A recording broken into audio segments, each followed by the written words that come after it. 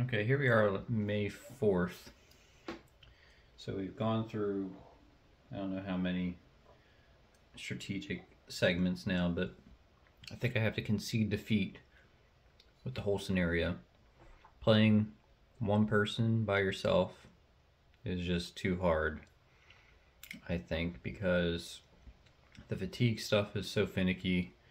It's so tiring to have to roll, move one unit, change the fatigue, roll again. It's just a lot of rolling just to move one unit. Or if you're lucky, you get to move maybe two brigades. Then there's strategic stuff, like strategic movement, like moving the Confederate reinforcements from Reams's Station. It takes so long because you get on the train, you have to debark in Petersburg, move one hex, remount or re-embark, move up to Richmond, debark, move one hex, re-embark just to get to like here. And it's a lot of tracking of fatigue, not to just not move very far. Which, okay, yeah, it's cool. I really like it, and I like the system, but it's just a lot for one person to do, because then no sooner do I do that than I have to figure out what the Union are doing, and so yeah, it's just a lot for one person to manage. I think it'd be nice if so. I mean, I won't lie to you. I mean, at the end there, I've been playing this for like 2 weeks. I feel like, which is longer than has actually passed in the game, I think. Anyway, I would just kind of average out like how far each unit can move into um, fatigue, just because I wanted to move it along and get somewhere, because there was a stalemate on the Mattapanai because McClellan didn't like want to move across because he didn't have a depot in King William County. He couldn't build one because Yorktown was still Confederate controlled, so he couldn't put a depot in King William County. So anytime he got forces across the Mattapanai River in the strategic segment, they would just go out of supply, and then it's so hard to get them foraging. You have to roll at 2, and if they move, you add the fatigue to the roll, so basically they can't move, and then you're just rolling for foraging.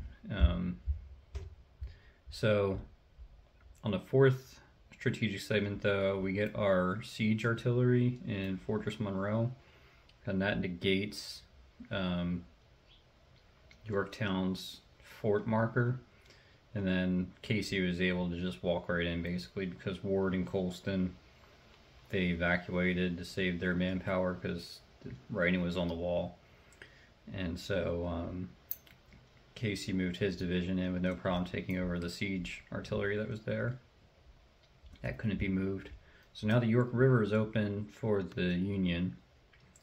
And yeah, so I spent about 2 weeks, most of it just sitting around, kind of demonstrating on the Mattapanai River, moving back and forth, trying to get a different crossing, get a different bridgehead, while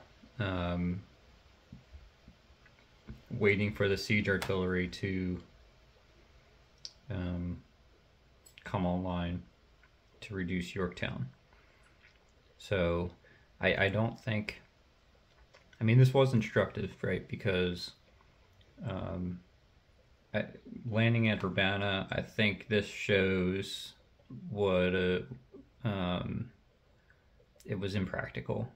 Once the Confederates were south of Manassas, kind of in the Hanover Junction area, which is I think where Johnston started with Whiting and Hood's division with Gustavus Smith's corps. Once he was down here, they could easily move over into just south of the Mattapanai River and hold this line for a very long time. And the rebel garrison in Yorktown could hold out for a month, basically, while we waited for the siege guns. And that allowed us to bring up so many reinforcements, like Hughie's division, Gregg's Demi division, Armistead, and we already started kind of attaching a lot of Magruder's random brigades to other brigades or to Demi divisions. to bolster them up, and so and to make it kind of an easier force to command. So McClellan and his army over here kind of have a uphill battle now. We have to get across all these random creeks that are across our line of march, and then even if we do push them away, we have to get across the Pamunkey, and even if we get across there, we'll have to get across the Chickahominy. So there's just 3 good defensive lines that the Union would have to break through. Honestly, I think we'd probably just keep kind of trying to outflank me this way. There aren't as many minor rivers over here. There's just a bunch of creeks.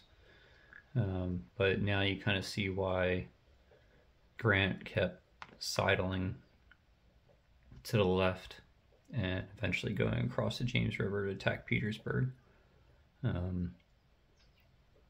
So yeah, I mean, from a historical point of view and from an educational point of view, it's very informative. And I thought it was kind of interesting to see how this would play out. But yeah, I think this early in the war, the parity between Confederate and Union forces is it's pretty even match between them, and so they can't really get an overwhelming force, especially because I had to dedicate Erasmus Keyes' corps to trying to take West Point, and he keeps being out of supply, so his corps is always disordered manpower. So yeah, that's kind of it after would that be 20 something turns? 30 turns. So a month of work, and McClellan is basically no closer to Richmond than had he just followed Johnston down the Manassas, what's this, the Richmond, Fredericksburg, and Potomac Railroad line. So yeah, I'd say the Urbana Plan would have been a pretty big waste of manpower and effort. At least landing in the peninsula, I don't know, that would have been better. I mean, the frontage is narrower. Johnston could have holed up along the Warwick line for a while. He could have held at Williamsburg, which he did historically, and then he would have been able to fall back to the Chickahominy River and done the same thing that he did at the Mattapony. And then there's all these creeks and stuff, forests, which would have negated the Union's artillery bonuses. So maybe one day I will try to do the actual Peninsula campaign on the York-James Peninsula. But for now, I think the Urbana Plan is safely scuttled, at least in my replaying of it. So anyway, thanks for watching, and I'll catch you in the next campaign. Bye for now.